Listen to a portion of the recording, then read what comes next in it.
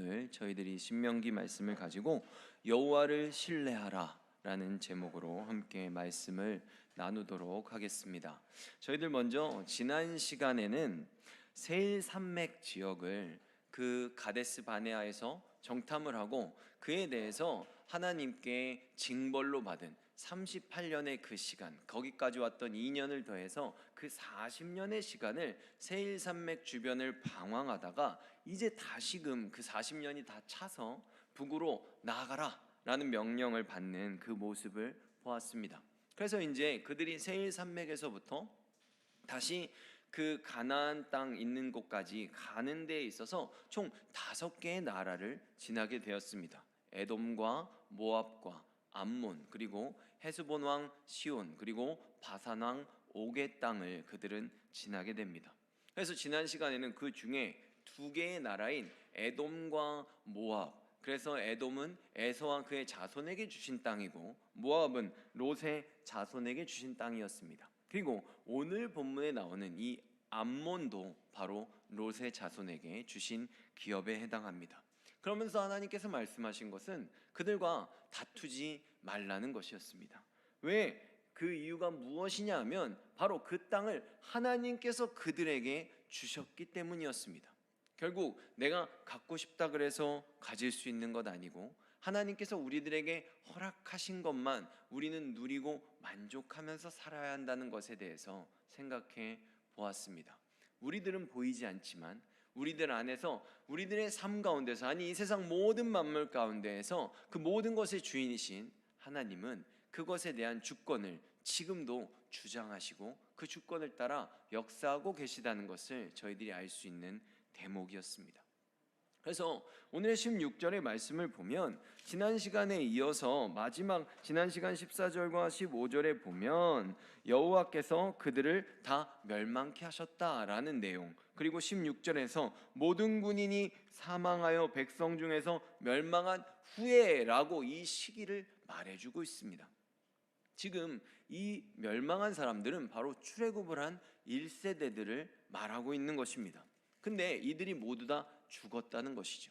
하나님께서는 이들이 가데스 바네아에서 정탐을 했을 때 이들에게 너희들이 이제 40일 동안 정탐한 그것을 40년으로 바꾸어서 벌을 받게 될 것이다. 그리고 지금 이곳에서 나에게 불순종한 이 세대들은 광야에서 결국 다 죽게 될 것이다 라고 말씀을 하셨다는 것이죠. 근데 여기서 이들을 하나님이 지금 40년이 찼으니까 이제는 그럼 다 끝난 것인가? 그렇게 기간을 강조하시는 것이 아니라 지금 40년이 다 차는 것을 기다리셨던 또 다른 이유 중에 하나는 이들이 모두 다 죽을 때까지 기다리셨다라는 것을 지금 성경이 강조해주고 있다는 것이죠. 근데 이 1세대들을 지금 하나님이 뭐라고 부르시냐면 모든 군인들이라고 부릅니다. 이들이 왜 군인들이었을까요?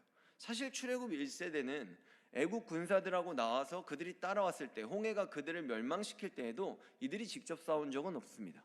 그리고 2년이라는 시간을 지내면서 그들이 가데스 바네아에서 정탐을 하는 그 시간에 이르기까지도 이스라엘 백성들은 사실 전쟁이라고 할 만한 어떤 제대로 된 전쟁은 해본 역사가 없죠. 근데 이들을 하나님께서는 분명히 군인들이라고 부르셨다는 거예요.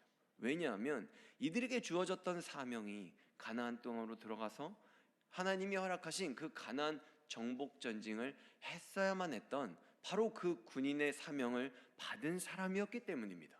그러므로 이들이 그 사명을 감당하지 않음으로써, 정복 전쟁을 해야 되는 그 하나님의 명령에 순종하지 않음으로써 결국 이들은 더 이상 그 땅으로 들어갈 수 있는 자격을 잃어버리고 말았다는 것입니다. 여러분, 지금 우리들도 우리들의 삶을 잘 돌아봐야 됩니다. 예전에 세례 요한도 세례 요한의 사명이 다 했기 때문에 바로 헤롯에게 죽임을 당한 것이 우리들의 눈으로 볼 때는 너무나 억울한 죽음이고 너무나 불쌍한 죽음이다 라고 생각할 수 있겠지만 세례 요한은 등불이었습니다.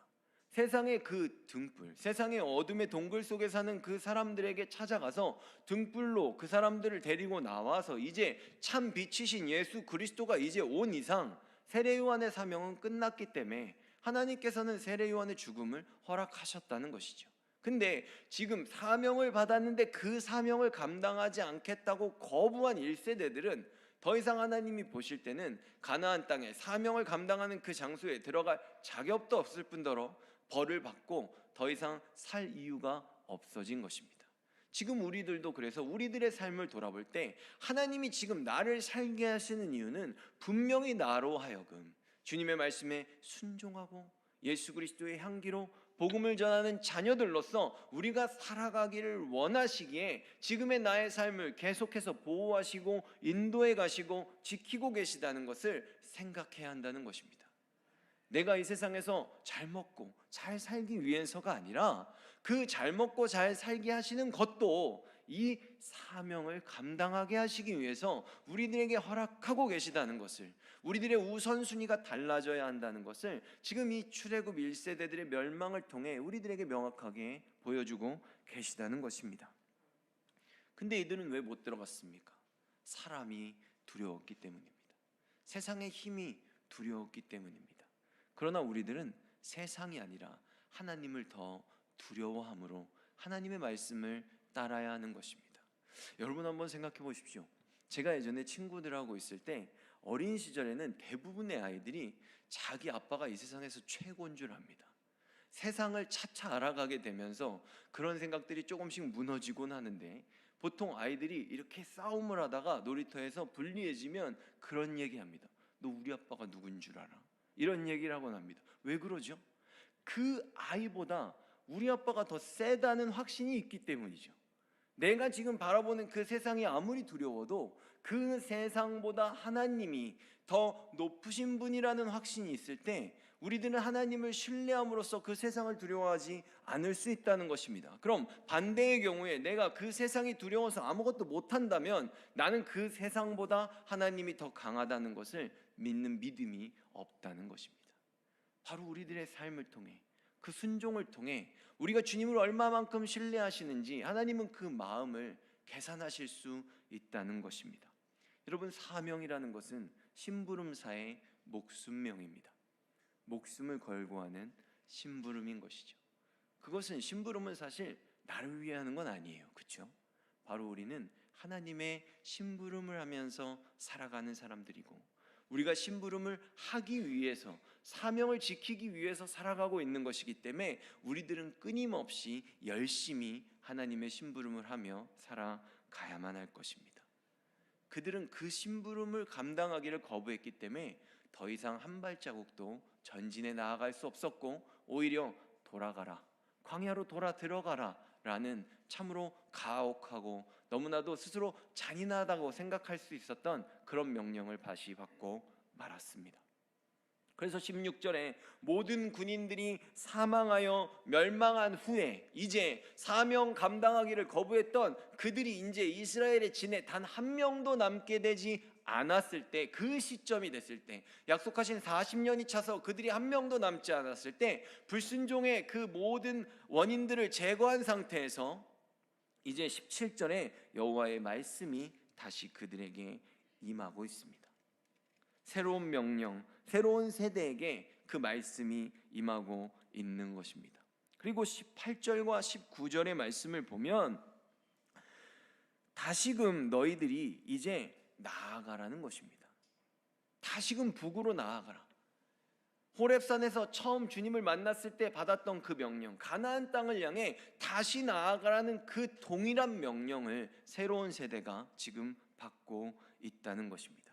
그러면서 동일하게 지금 에돔과 암몬, 그러니까 모압을 지나왔을 때 지금 암몬을 지나면서도 동일하게 그들을 괴롭게 하지 말아라 라고 말씀하십니다. 그들을 향해 흥분하지 말아라, 그들이 시비를 걸더라도 기분 나쁘게 하더라도 절대로 그들과 싸우지 말아라 라는 의미라는 것을 지난 시간에 말씀드렸습니다. 그러면서 20절의 말씀을 보면 이곳도 르바임의 땅이라 라고 말하고 있습니다. 11절에 보면 모압이 차지했던 땅도 르바임이라는 그 족속들이 살고 있었는데, 이 르바임이라는 이 단어의 의미가 장대한 자, 아주 큰 거인이라는 뜻을 갖고 있습니다. 굉장히 컸던 사람들인 것 같아요. 근데 그런 외형적인 조건도 부족하고, 그런 다음 여기 지금 말씀을 보면 그들은 숫자도 훨씬 더 많았다고 말하고 있습니다. 모든 상황들이 불리했으니까 이스라엘 사람들은 육적으로 계산했을 때 도저히 이길 수 없을 것 같으니까 아낙 자손들을 두려워했었던 것처럼, 지금 사실 모압과 암몬도 이 르바인 사람들, 그리고 뒤에 나오는 이 에서도 호리 족속들을 두려워했어야 하는데 그들은 그러지 않았다는 것이죠.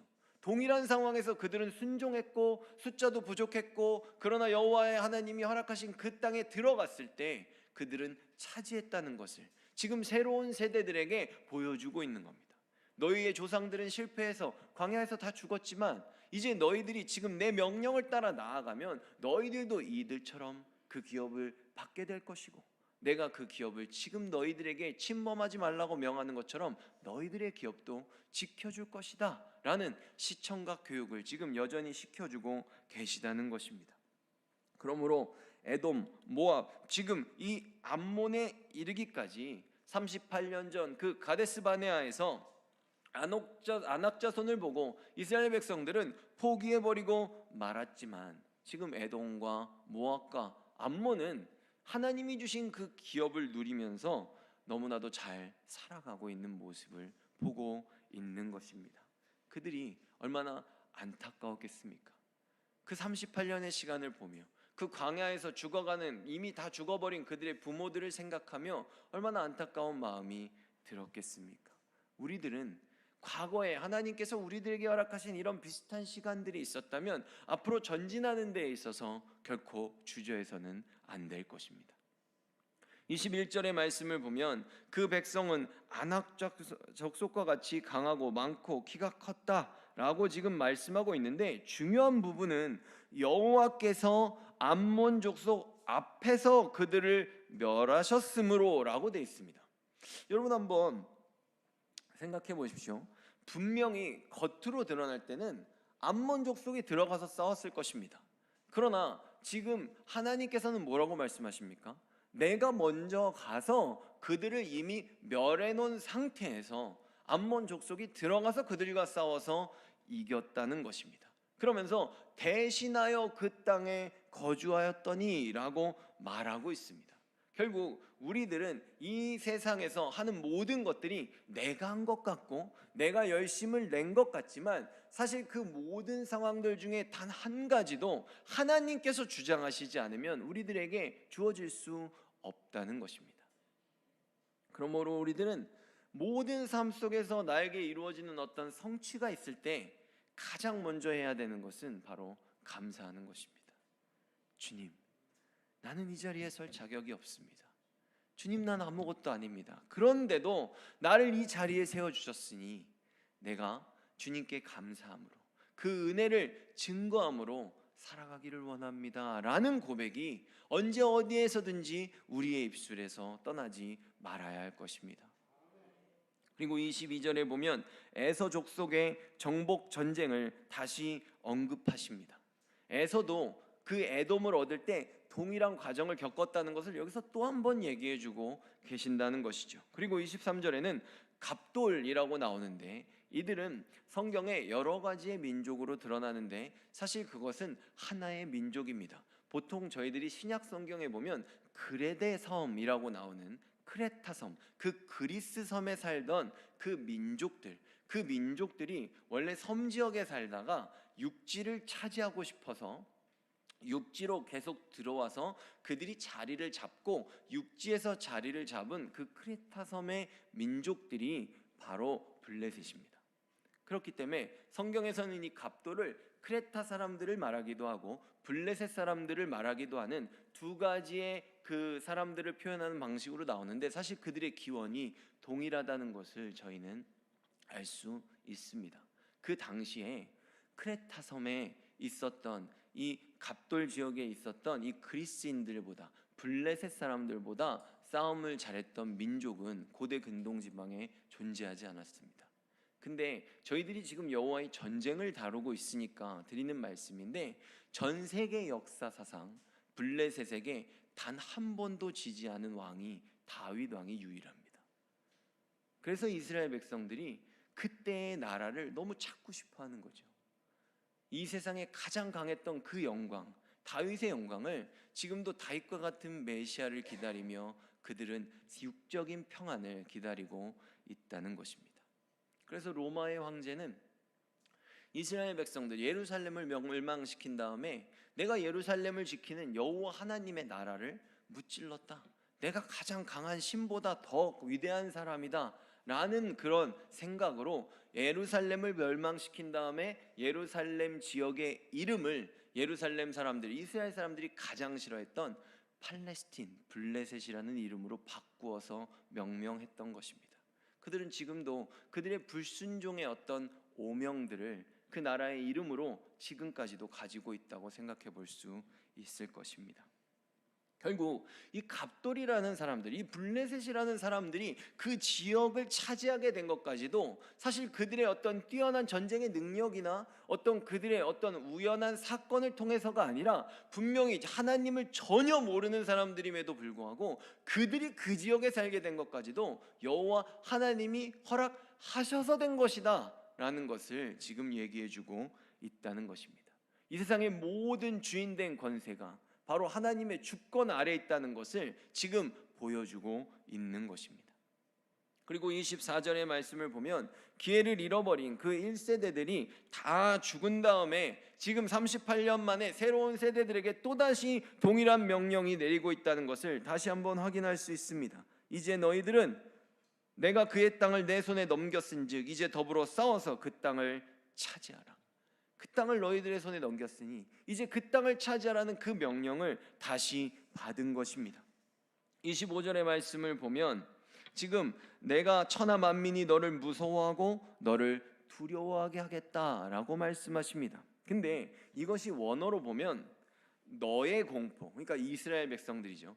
너의 공포와 너의 두려움을 모든 하늘 아래에 있는 백성들 앞에 둘 것이다 라고 말씀하시는 거예요. 그러니까 이게 좀 더 쉽게 풀어보면 네가 가지고 있던 그 두려움의 크기와 네가 가지고 있던 그 공포의 크기를 이제 너로부터 그들에게 내가 옮겨놓겠다라는 의미를 지금 가지고 있는 것입니다. 여러분, 우리는 세상이 두려울 수 있죠.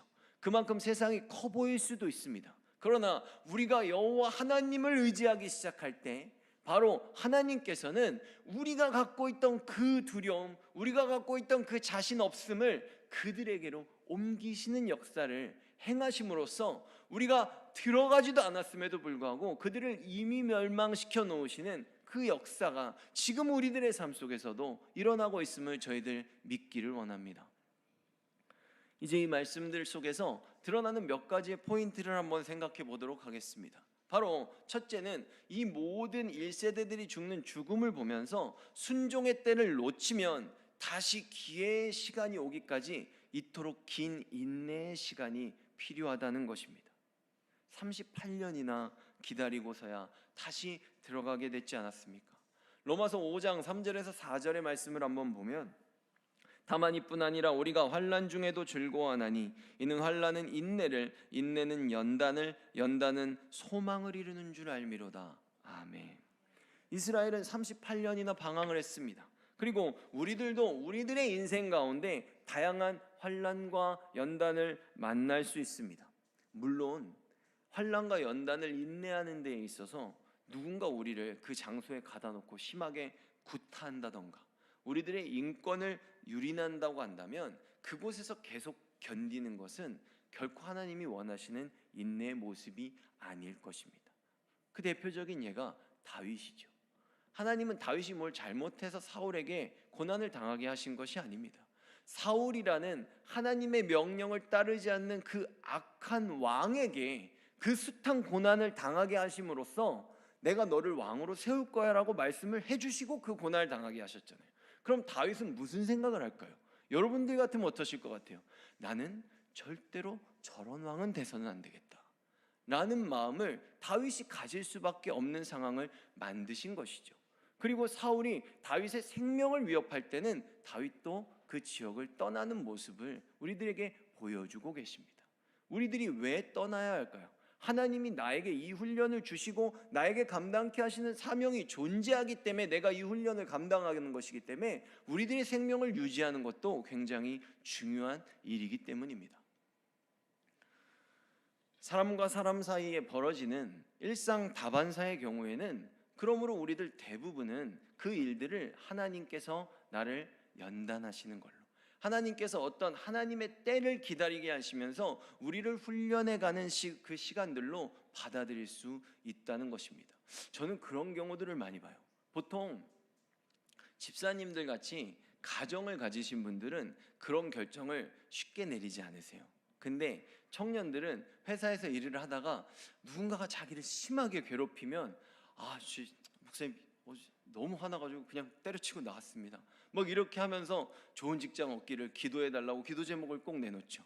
근데 여러분, 만약에 하나님이 그 가운데 인내하시기를 원하셨는데 그들이 그것을 견디지 못한 일이면 처음에 다른 데 가면 얘기해요. 탁 취업이 되면 그렇게 말합니다.